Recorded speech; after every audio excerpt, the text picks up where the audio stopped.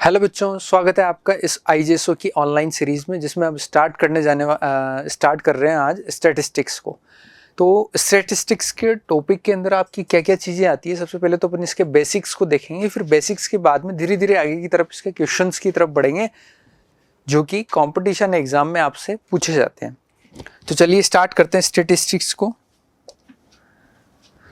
First one, statistics है क्या चीज़, मतलब एक तरीके से स्टैटिस्टिक्स के अंदर अपन किस चीज़ की स्टडी करेंगे। तो एक स्टैटिस्टिक्स जो है वो deal with collection of numerical facts, that is data, there classification and tabulation and there interpretation.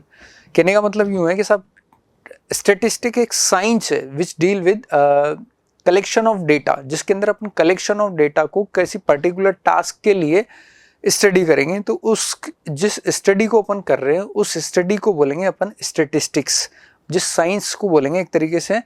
ये क्या है, statistic deal with collection of numerical data, मतलब जिन डेटा को किसी पर्टिकुलर पर्पस के लिए स्टडी के लिए अपन कलेक्ट कर रहे हैं तो उसको जिस साइंस के अकॉर्डिंग यूज में लिया जा रहा है उसको बोलेंगे अपन स्टैटिस्टिक्स। अच्छा, स्टैटिस्टिक्स में जो डेटा वर्ड है बच्चों, उसमें डेटा जो है आपका वो दो तरीके से देखा जाएगा। एक तो आपका होगा प्राइमरी डेटा, एक होगा आपका सेकेंडरी डेटा। अच्छा, प्राइमरी डेटा की अपन बात करें बच्चों, तो प्राइमरी डेटा क्या होता है। सबसे पहली बात तो भाई, एक आप बोल रहे हो कि सब कहीं पे भी किसी भी ऑब्जर्वेशन के अंदर आपको क्या करना है कि डेटा को कलेक्ट करना है और पर्टिकुलर टास्क के लिए उस डेटा को यूज में लेना है। तो उस पूरी जो इसकी स्टडी होगी उसको अपन स्टैटिस्टिक्स के अंदर स्टडी करेंगे। लेकिन पहली बात आती है कि सब डेटा क्या होता है। तो डेटा को अपन ने दो तरीके से क्लासीफाई किया है। डेटा होता है आपका, एक तो होता है आपका प्राइमरी डेटा और एक होता है आपका सेकेंडरी डेटा। अब ये प्राइमरी डेटा और सेकेंडरी डेटा क्या होता है आपका। जो प्राइमरी डेटा होता है बच्चों, प्राइमरी डेटा वो डेटा होता है जिसको अपन डायरेक्ट यूज में जो अपन ने डायरेक्ट एनालिसिस किया है। सपोज जैसे कि सपोज करें किसी क्लास के अंदर गया मैं और उस क्लास के अंदर बैठे हुए सभी स्टूडेंट्स के मार्क्स को यदि मैं ऑब्जर्व कर रहा हूँ तो वो मेरा क्या कहलाएगा, एक प्राइमरी डेटा है कि मैंने जाके सबके इनिशियली सबकी क्या करिए, मतलब एक टेस्ट हुआ, उस टेस्ट के अंदर जितने भी मार्क्स आए सबको ऑब्जर्व किया एक तरीके से। तो उस डेटा को जो कलेक्टेड नंबर होंगे मेरे पास, मार्क्स होंगे, उनको अपन कहेंगे प्राइमरी डेटा। और सेकेंडरी डेटा क्या होता है बच्चों कि जैसे सपोज करो कोई भी डेटा है आपके पास में और आप उस डेटा को किसी प्रीवियस डेटा, मान लो कि साहब इससे प्रीवियस के अंदर कुछ क्लास के अंदर बच्चे बैठे हुए हैं, उनका एग्जाम हुआ था काफ़ी पहले। उस काफ़ी पहले वाले डेटा को मैं यूज़ में अभी पर्टिकुलर करंट के प्रेजेंट के अंदर जो मुझे पास में टास्क है उस पहले वाले डेटा को मैं डायरेक्ट यूज़ में ले रहा हूँ यहाँ पे, तो इसको बोलेंगे सेकेंडरी डेटा। जैसे कि सपोज करो, मेरे कहने का मतलब ये है कि साहब मान लो कि साहब मैंने कोई टास्क असाइन किया किसी को, और असाइन किया तो उस डेटा को मैं जाके कलेक्ट नहीं कर रहा, मैंने किसी अदर पर्सन से बोला कि आप ये डेटा कलेक्ट करके लेके आइए, और वो पर्सन जाके उस डेटा को कलेक्ट कर रहा है, तो वहाँ से वो कलेक्ट करके लेके आता है और फिर मुझे देता है। तो वो उस केस में अपन उसको कहेंगे सेकेंडरी डेटा। या जैसे कि मान लो सपोज करो एक सर्वे हुआ, सर्वे के अकॉर्डिंग आपने प्रीवियस ईयर के डेटा को इस ईयर प्रेजेंट के डेटा के अंदर, प्रेजेंट के टास्क के अंदर आप प्रीवियस ईयर का डेटा या किसी भी पुराने साल का डेटा को यूज में ले रहे हो, तो उस डेटा को अपन कहेंगे एक तरीके से सेकेंडरी डेटा है वो आपका।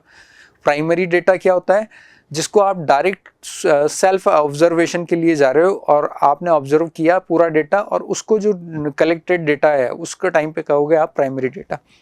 देखो, primary data which is collected for a first time by the statistical investigator और with help of his workers is called primary data. मतलब या तो डेटा जो जाके हैंड टू हैंड कलेक्ट किया जा रहा है और उसके वर्कर्स या उसके थ्रू जो डेटा को कलेक्ट किया जा रहा है उसको कहेंगे अपन प्राइमरी डेटा।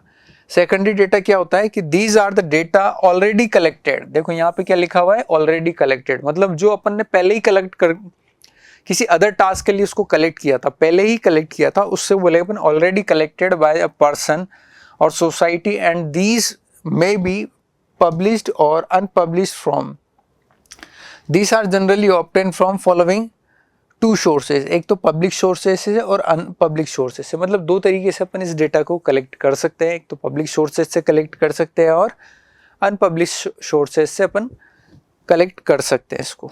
चलिए आगे की तरफ बढ़ते हैं। अब इस डेटा की स्टडी के अंदर अपन एग्जाम के पॉइंट ऑफ व्यू से देखें तो जनरली जो इसमें देखी जाएगी बच्चों, सबसे ज़्यादा एनालिसिस होता है इसमें सेंट्रल टेंडेंसी के ऊपर। और सेंट्रल टेंडेंसी निकालने के लिए अपन को 3 मेथड दिए हुए हैं, एक तो मीन, मीडियन और मोड। उसके लिए आपको 3 टाइप के क्वेश्चन देखने को मिलेंगे। सबसे मेन टारगेट है अपना क्वेश्चन को अटेम्प्ट करना, और क्वेश्चन अटेम्प्ट करने के लिए सबसे पहले आपको टॉपिक पढ़ाएंगे अपन मीन क्या होता है आपका, और मीन को आप किस किस तरीके से पता कर सकते हो। दूसरा टॉपिक होगा आपका मोड क्या होता है और उसे पता कैसे कर सकते हो आप। तीसरा जो टॉपिक है वो रहेगा आपका मीडियन क्या होता है और मीडियन को किस किस तरीके से पता कर सकते हो, और एक मोड क्या होता है, मोड को किस किस तरीके से आप पता कर सकते हो। तो सबसे पहले अपन बात करेंगे बच्चों अर्थमेटिक मीन की। अर्थमेटिक मीन क्या होता है आपका, तो अर्थमेटिक मीन मतलब एक सिंपल मीन होता है, एक तरीके से आप जब एवरेज निकालते हो उस एवरेज को एक तरीके से आप मीन के नाम से जानोगे। तो यहाँ पे क्या बोला गया है आपसे, arithmetic mean of a set of observation is obtained by dividing the sum of the value of observation by the number of the observation is called arithmetic mean. कहने का मतलब क्या है कि साहब मान लो आपने कोई क्लास के अंदर गए, उस क्लास के अंदर सब बच्चों के अलग अलग मार्क्स आ रहे होंगे। मान लो कोई एक टेस्ट लिया आपने, उस टेस्ट के अंदर उन बच्चों के सबके अलग अलग टाइप ऑफ मार्क्स को आपको कैटेगरी वाइज अलग अलग सबके मार्क्स दिखाई दे रहे हैं आपको। अब अच्छा, अब यदि आपको उनका मीन निकालना है, मीन का मतलब एक तरीके से एवरेज, तो पहले आप क्या करोगे, सारे डेटा को कलेक्ट करोगे, सारे मार्क्स को कलेक्ट करोगे। सपोज करो वो ऑब्जर्वेशन आया आपका x1 x2 x3 x4 सबके अलग अलग मार्क्स थे, और उन सारे मार्क्स को यदि आप सम करके और नंबर ऑफ स्टूडेंट से डिवाइड कर दो, सारे ही स्टूडेंट के मार्क्स को कलेक्ट करके नंबर ऑफ स्टूडेंट से आप डिवाइड कर दोगे, तो जो मिलने वाली वैल्यू होगी जिसको बोलेंगे अपन एक्स बार, इसको क्या बोलेंगे अपन, एक्स बार। तो इसको एक्स बार को जिससे अपन मीन, फाइनली जो इससे मिलने वाला जो डेटा होगा वो आपका मीन कहलाएगा। मीन को रिप्रेजेंट करेंगे अपन एक्स बार से। देखो यहाँ पे मीन के अंदर लिखा हुआ है, मीन क्या हुआ कि बच्चों अपन ने क्या सीखा मीन के बारे में, कि क्लास था उसके अंदर टेस्ट हुआ, टेस्ट के अंदर सबके अलग अलग मार्क्स आए, तो अपन ने उनका मीन कैसे निकाला। पहले तो अपन क्या करेंगे, सारे ही ऑब्जर्वेशन का सम करेंगे, अपॉन में नंबर ऑफ ऑब्जर्वेशन से डिवाइड कर देंगे, तो जो मिलने वाली वैल्यू होगी वो आपकी क्या कहलाएगी, मीन कहलाएगी। तो ये बहुत आसान तरीका था बच्चों मीन निकालने का। मीन का मतलब एक तरीके से एवरेज भी होता है। अच्छा, इतनी बात को देखने के बाद में सबसे पहले बात करते हैं अपन कि साहब जो आपको डेटा दिया जा रहा है, अब देखो एक क्लास है, वो छोटी क्लास है, बच्चे भी एक लिमिटेड होते हैं, तो आप आसानी से 100 200 300 बच्चों को गिन सकते हो कि किन किन कितने कितने मार्क्स हैं, या फिर वो डेटा भी थोड़ा ज़्यादा हो जाता है, अपन 50 अप्रोक्सीमेट 50 स्टूडेंट या 100 स्टूडेंट को लें और उन डेटा को गिन सकते हैं। तो यहाँ पे जब आपको डेटा एक रो के अंदर दिया जाएगा, डेटा ऑब्जर्वेशन एक रो के अंदर दिए जाए, रो का मतलब हो गया एक लाइन की फॉर्म में आपको सिर्फ डेटा दिया जा रहा है और आपको मीन निकालना है, वो तो आप क्या करोगे, सारे ही सम ऑफ ऑब्जर्वेशन निकाल लो, अपॉन में नंबर ऑफ ऑब्जर्वेशन से आप डिवाइड कर दो, तो आपका क्या निकल जाएगा बच्चों, मीन निकल जाएगा। अच्छा, अब बात आती है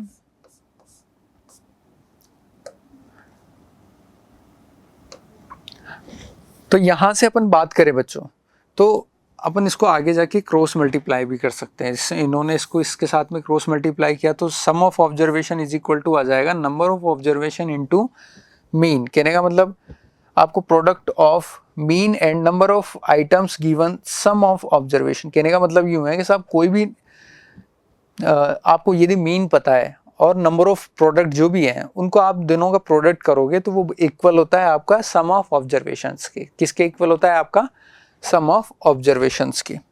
आगे की तरफ चलते हैं इसके अंदर। जैसे कि अपन मीन को यूज में ले, जैसे कि रो के अंदर डेटा दिया जाए और उसका मीन निकालने की बात चल रही है, तो यहाँ पे उसके अकॉर्डिंग एक क्वेश्चन है आपका, find the mean of the factor of 10। मतलब जो 10 के फैक्टर हो सकते हैं उनका आप मीन निकाल के बताइए। तो आप क्या करोगे बच्चों, सबसे पहले बात तो 10 के क्या क्या फैक्टर लिख सकते हो आप, 1 लिख सकते हो, 2 लिख सकते हो, 5 लिख सकते हो और 10 लिख सकते हो। ये आपके क्या हो गए, 10 के फैक्टर हो गए। अच्छा, अब अपन को क्या पता करना है बच्चों, इसका मीन पता करना है। तो देखो मीन कैसे निकालेंगे अपन इसका,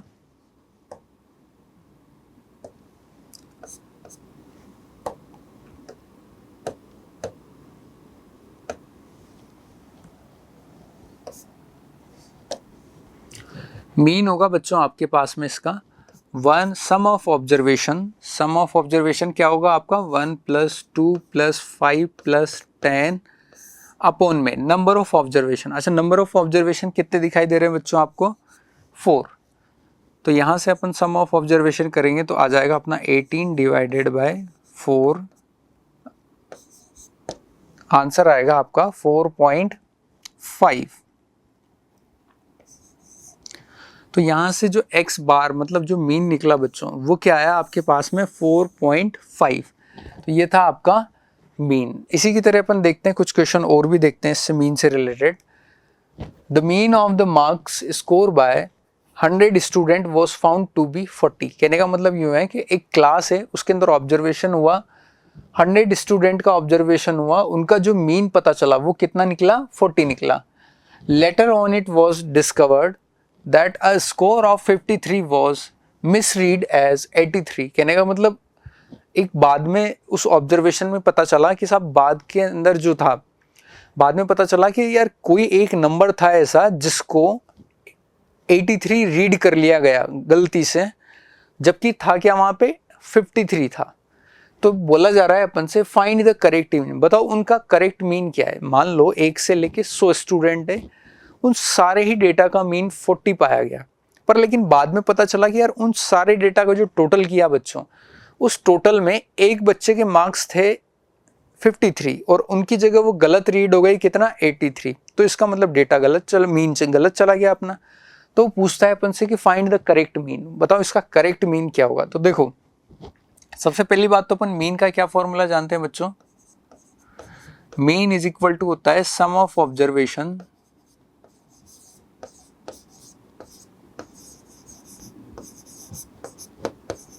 अपॉन में नंबर ऑफ ऑब्जर्वेशन।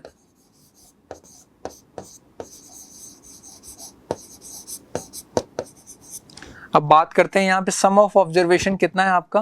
1 से लेके 100 स्टूडेंट का। सपोज करो आपके 100 स्टूडेंट का ऑब्जर्वेशन होगा आपका x1 + x2 + x3। इसी तरीके से आपके जो डेटा चल रहा होगा 100 स्टूडेंट का जो ऑब्जर्वेशन निकला अपॉन में 100, इनका जो मीन आया बच्चों वो कितना आया? 40। पर एक बात गड़बड़ हो गई। कहने का मतलब इसको, अच्छा एक और चीज यहाँ पे बात कर लेते हैं बच्चों। जो ऑब्जर्वेशन लिखा हुआ है इसका मतलब ये है कि इस डेटा को आप ऐसे भी लिख सकते हो कि समेशन ऑफ xi, मतलब इस 1 2 ये वेरी कर रही है वैल्यू, तो इसको अपन ने i से रिप्रेजेंट किया और i की वैल्यू जो है वो 1 से लेके कहाँ तक है बच्चों? 100 तक। इसको अपन रिप्रेजेंट करेंगे समेशन से, ठीक है। इसको बोलते हैं अपन समेशन। तो समेशन ऑफ xi मतलब इस वाले पूरे ब्रैकेट को मैंने ऐसे रिप्रेजेंट कर सकता हूँ। अब ये 100 जो है उधर क्रॉस मल्टीप्लाई हो गया, क्या हो जाएगा बच्चों? 400।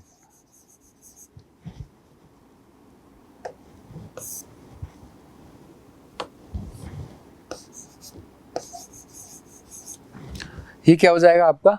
400। अब पहले वाले ऑब्जर्वेशन के अकॉर्डिंग तो इसका मीन कितना आ रहा था? 40। तो अपन को पता चला कि यार पहले जो सम ऑफ ऑब्जर्वेशन हो रहा होगा वो कितना है?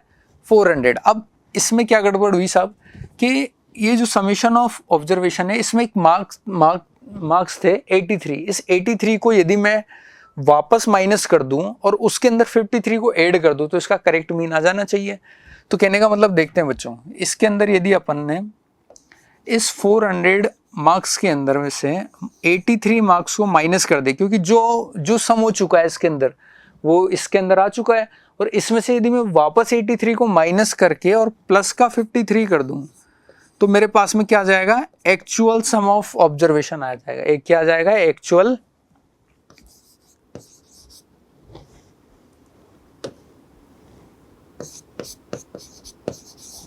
एक्चुअल सम ऑफ ऑब्जर्वेशन आ जाएगा आपका।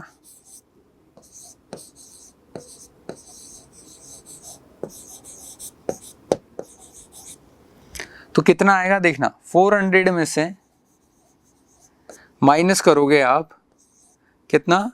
30। तो कितना आ जाएगा आपके पास में? 0.793। ये आया आपका एक्चुअल सम ऑफ ऑब्जर्वेशन। क्या आया आपके पास में? ये actual sum of observation.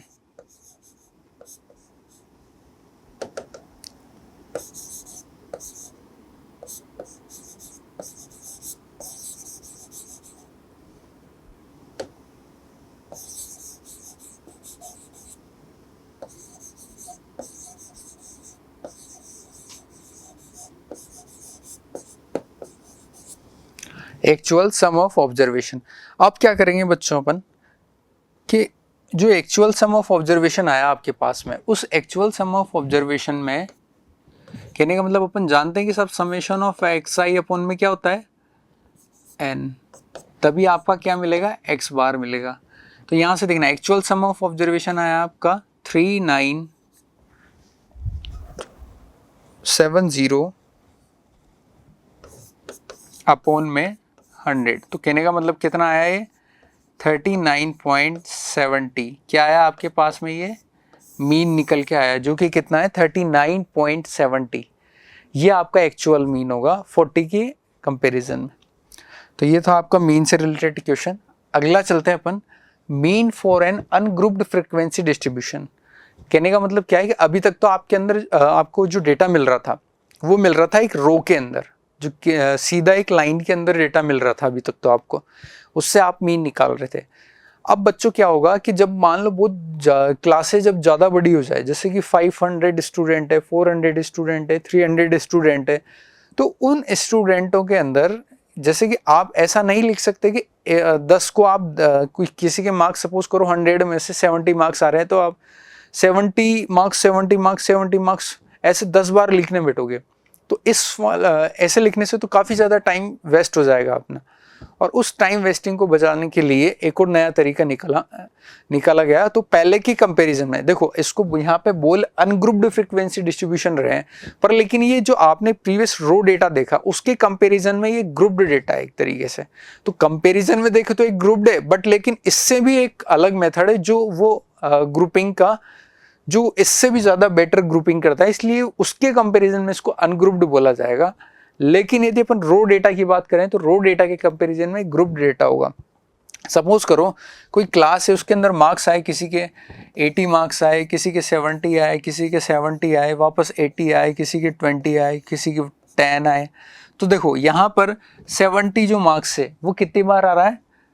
2 time लिखना पड़ रहा है। और यदि मान लो मैं इसको एक फ्रीक्वेंसी की टर्म में, एक टर्म यूज में ली जाती है फ्रीक्वेंसी बोलते हैं कि नंबर ऑफ रिपीटेशन जितने हो रहे हैं उस डेटा के।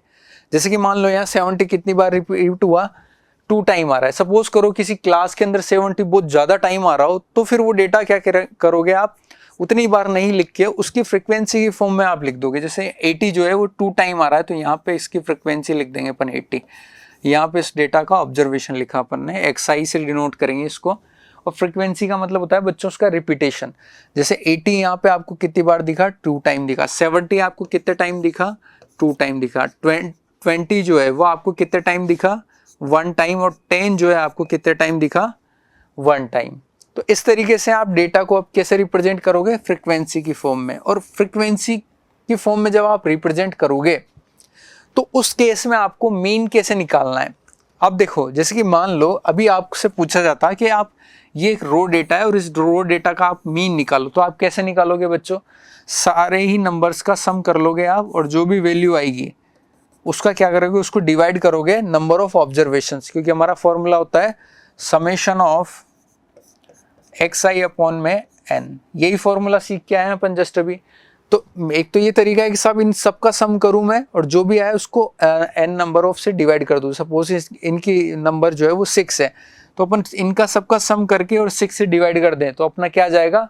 मीन आ जाएगा। बट लेकिन वो एक थोड़ा लंबा सा मेथड हो जाएगा। तो इसको शॉर्ट करने के लिए अपन क्या करेंगे बच्चों कि इसी डेटा को मैंने इस तरीके से लिखा। अब देखो, यदि मैं 80 को यहाँ 2 टाइम ऐड करता या नहीं करता, तो 80 को 2 टाइम ऐड करने से तो अच्छा है कि 80 को 2 से मल्टीप्लाई कर दो, तो कितना आ जाएगा आपका? 160। और 2 टाइम जब आप ऐड करोगे इसके अंदर, जैसे सपोज करो इस डेटा का अपन मीन समेशन ऑफ एक्स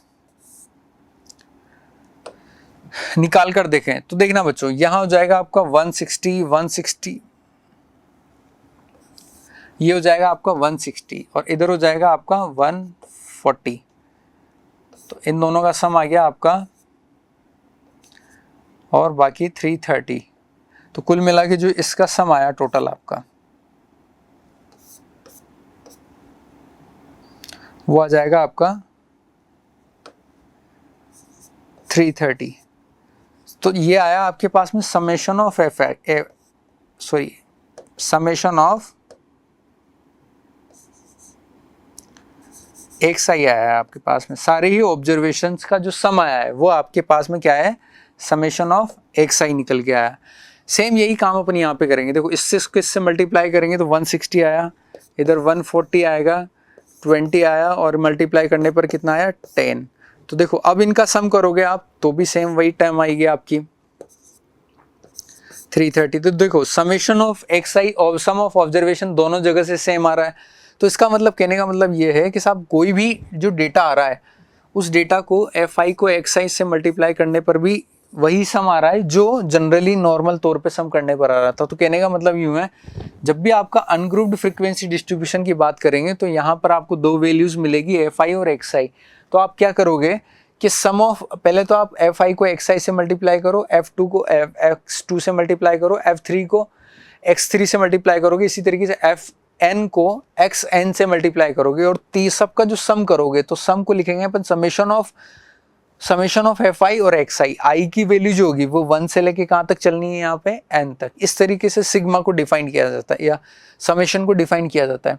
अच्छा, अब बात करते हैं बच्चों इसके अंदर n की वैल्यू की। n का मतलब नंबर ऑफ ऑब्जर्वेशन। अब यहाँ पर तो आप गिन सकते थे कि यहाँ पे नंबर ऑफ ऑब्जर्वेशन कितने आ रहे हैं, 1 2 3 4 5 6, इस तरीके से 6। पर यहाँ कैसे गिनोगे आप नंबर ऑफ ऑब्जर्वेशन कितने हैं? तो आप देखो फ्रीक्वेंसी का यदि आप सम कर रहे हो बच्चों, फ्रीक्वेंसी का यदि आप सम निकाल रहे हो तो वही आपके क्या कहलाएंगे, आपके सम ऑफ ऑब्जर्वेशन। देखो 2 2 4 और 2 6 मतलब 6। यहाँ पे आपके जो फाइनली सम ऑफ ऑब्जर्वेशन आ रहे हैं वो क्या आ रहे हैं, सॉरी नंबर ऑफ ऑब्जर्वेशन देखोगे आप तो नंबर ऑफ ऑब्जर्वेशन जो है वो आपका 6 दिखाई देगा। इसी तरीके से अपन सारी ही फ्रीक्वेंसी को ऐड कर दें, जैसा कि अपन ने बच्चों यहाँ पे किया था। सारी ही फ्रीक्वेंसी को यदि अपन ऐड कर दे तो आपको क्या मिल जाएगा बच्चों, समेशन ऑफ एफ आई मिल जाएगा। अच्छा, अब यहाँ से मीन कैसे निकालेंगे अपन, तो मीन का जो फॉर्मूला होगा वो होगा आपका x bar is equal to summation of f i x i upon में समेशन ऑफ एफ आई। इस तरीके से आप क्या निकाल लोगे, इसके अंदर मीन को निकाल लोगे। तो चलिए इसके ऊपर एक क्वेश्चन देखते हैं अपन। सबसे बढ़िया एक अच्छे क्वेश्चन से ही समझ में आएगा अपन को डेटा। देखो यहाँ पे आपको जो एक्स आई है और एफ आई जो बच्चों दिखा, find the missing value of P. आपको यहाँ पे क्या करना है बच्चों, पी की वैल्यू पता करनी है of the following distribution whose mean is this. मतलब कहने का मतलब यूँ है कि इसके अंदर मीन ऑलरेडी गिवन है, मीन ऑलरेडी गिवन है और डेटा क्या है आपका इस तरीके का टेबल की फॉर्म में डेटा दिया हुआ है। तो अपन जानते हैं कि साहब कभी भी मीन निकालना हो आपको और उसके अंदर यदि आपको फ्रीक्वेंसी और एक्स आई दिया हुआ है तो आपका फॉर्मूला होगा summation of f i x i upon में समेशन ऑफ एफ आई से आप क्या निकाल सकते हो बच्चों, इसका मीन निकाल सकते हो। तो चलिए निकाल कर देखते हैं अपन। ये हुआ आपका 5, इधर आया 8 10 12। तो यहाँ पे तो अपनी टेबल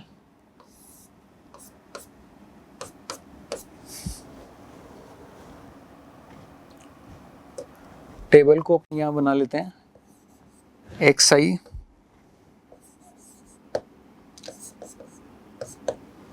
एफ आई।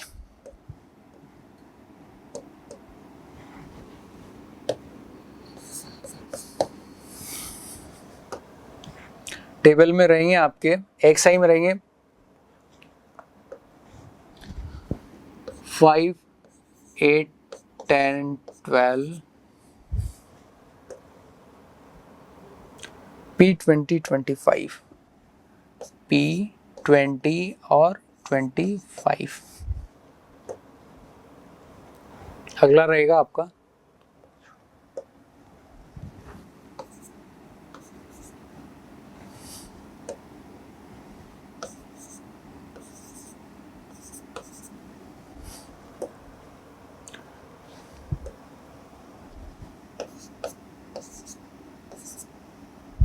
इस तरीके से आपको बच्चों एक टेबल गिवन है और उनका जो मीन दिया हुआ है, मतलब एक्स बार कितना दिया हुआ है आपको 12.58। इस तरीके से आपको एक्स बार दिया हुआ है। तो चलिए इसको क्वेश्चन को करते हैं अपन। इसके अंदर सबसे पहले अपन क्या करेंगे बच्चों, मीन निकालना है मुझे। तो मीन निकालने के लिए मुझे किसकी ज़रूरत पड़ेगी, यहाँ पे x bar is equal to होता है आपका summation of f i x i upon में समेशन ऑफ एफ आई। तो देखते हैं समेशन या एफ आई एक्स आई की अपन बात करें तो यहाँ पे एफ आई एक्स आई को मल्टीप्लाई करेंगे तो आएगा 10, 40, 80,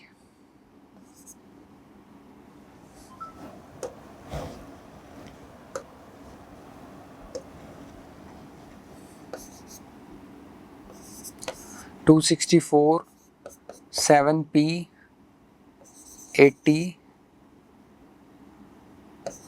और 50।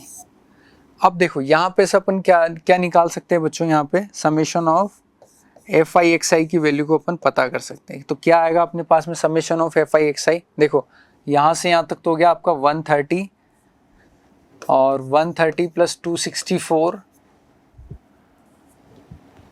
प्लस यहाँ से हो जाएगा आपका 130। तो कहने का मतलब फाइनली आ गया आपके पास में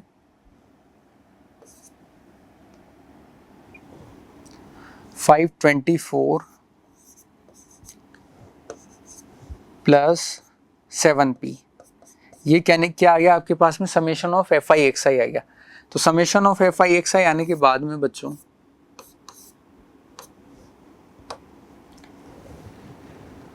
आपको निकालना है एक्स बार। अच्छा एक्स बार गिवन है आपको दिया हुआ है summation of f i x i upon में समेशन ऑफ एफ आई। अच्छा अपन समेशन ऑफ एफ आई की बात करें तो यहाँ पे आएगा आपके पास में समेशन ऑफ एफ आई 5, यहाँ से हो गया ये 30 के बाद 35, 37 के बाद में हो जाएगा आपका 40 और 10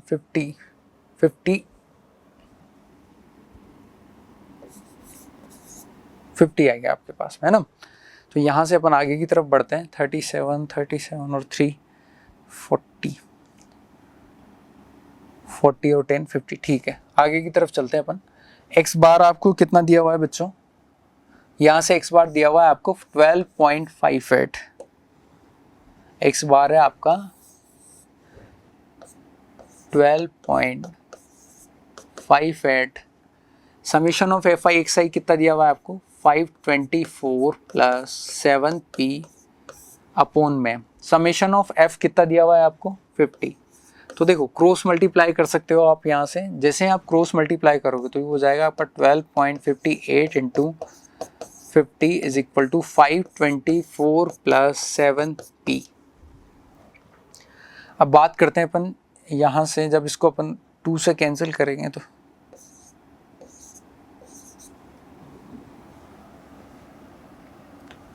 इसको जब अपन सिंप्लीफाई करेंगे तो बच्चों वैल्यू आएगी आपकी